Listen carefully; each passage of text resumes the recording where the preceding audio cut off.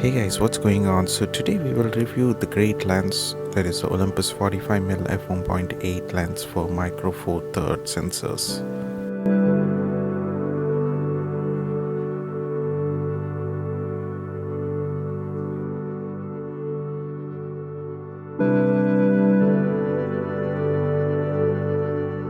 So starting off with the appearance itself, it's very tiny and small lens for your camera.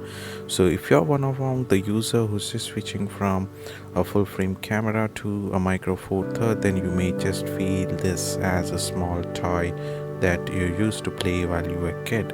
So let's keep that apart and let's actually move into the physical review of the lens. So this is from Olympus, as you know, as you see, this is the 85mm. So probably not 85, this is the 45mm, probably covers the 90mm focal length on the micro four third chip. So let's see the front element. So it's pretty small and tiny, and the glass looks very much sharper, so probably it's no high-end glass from Olympus. And the lens cap is actually a pinch based cap. All of the Olympus lenses basically have this pinch style caps. It's quite easy, but it doesn't have pretty enough grip to hold it. And coming to the filter thread, it's actually 37mm, and as you see, it's basically, I think it's made in Vietnam. You'll see it on the cap and as well as the front element of the lens. Now let's go back to the back element and see what exactly it is made up of. It's purely made up of metal, as you see, and it's actually pretty much solid in the hand as well. I've been playing it around since a couple of days, and I'm actually able to sense that it's fully made up of metal, and it's worth that $249 or $299 which they regularly sell. I've got this one for $199 during Thanksgiving week, so it's a pretty good deal on this portrait lens. So as you see, the glass element is actually pretty much solid and sharp, and the pictures out of it are as well as sharp. But I've not tested it completely outdoors. I was just using it indoors, and I was pretty much happy with the performance it was giving to me. And let's actually get into some other stuff right now. The front and the lens element is completely actually done. Let's actually switch to some more tests. So right now I'm actually doing an autofocus test with this on a GH5 handheld. Let's see how exactly it works. As you see, it's not quite fast, but it's okay. And as you see that the lens is actually hunting a little bit for the autofocus. That's not because of the problem of the lens itself, it's due to the GH5 autofocus system. Maybe the codec isn't so great, so the autofocus isn't so great. As you guys know, there are a lot of videos out there. So let's see if it focuses back pretty much fastly, and everything is being recorded handheld with the in-body stabilization of the GH5. Yes, it was able to focus, but I've did a second test which is continuing in this video. During that time, the lens and the camera was not able to transition the focus back to the object, so it was quite not so satisfactory, but it took a little bit extra time.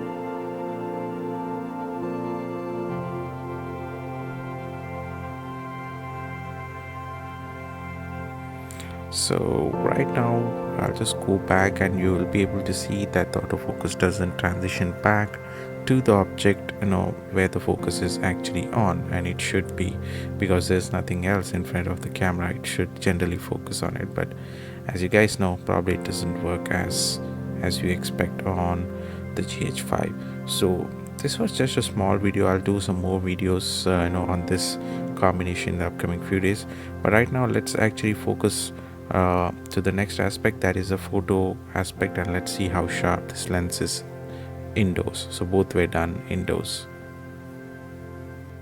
Okay guys, so as I told, I would be doing some photo samples as well with the same setup, and I've taken one photo out of it, and other two on RAW, Let's see how exactly it is. So this was taken on the GH5 with the 45mm f1.8 lens, and here's the photo sample that I've taken. This is the macro lens from Olympus. That's in the next videos. So I've just taken a sample photo of this. Let's see how sharp is it. Just to remind you, this was taken indoors, just in the normal lighting in the house, nothing fancy about it. And apologies if there are not much colors in this photo sample, because I was just shooting indoors. Probably I'll just do this video and photo samples as well, outdoors, and I'll just put that review in the upcoming few days. So now let's concentrate on this. This was taken with the auto settings, nothing was manual, everything was auto, and I've just set the output to raw only, not JPEG. So let's actually zoom in and see how sharp the image is and what's color histogram looks like. So you see the right side, you can just do the alterations if you need, but right now we're just doing a normal review of it. So this is like almost like fully cropped in, almost to the 100%, I believe, and yes, it's 100%, that to 1:1 ratio, and you can see that it's almost very much detailed. I mean, probably we can just go a little bit in depth as well, but I think this is fine. So 100% zoom in effect is actually quite good, and yeah, that's fine, because you're able to see the objects, I mean the wording itself, very much sharper. And right at the corners, maybe there's a little bit of softness, but that is expected due to the focal length and the f1 point, aperture of f1.7. On the corners, a little bit of details is lost here. As you see here, the details were much greater, but at the corners it's actually losing a little bit of quality there. And let's go to the other corner and see if it was same there as well. Yes, probably looks like it's same here as well. You can see the center aspect is much detailed. You see the background and the couch lining threads, it's pretty much cool there, but at the corners you're actually losing more of the details. So I believe that is expected due to the price and everything. You may not get very much detailed image out of it, but I think for the price point it is more than enough. And yeah, the linings and the wordings are much clear here as well. So as you know, I'm always like 100 times zoomed in, so you may see a little bit of image quality being not so sharp there, because this is a micro four third chip. As you guys know, you may not get very much detailed images out of it. So yep, so that was the small video, guys.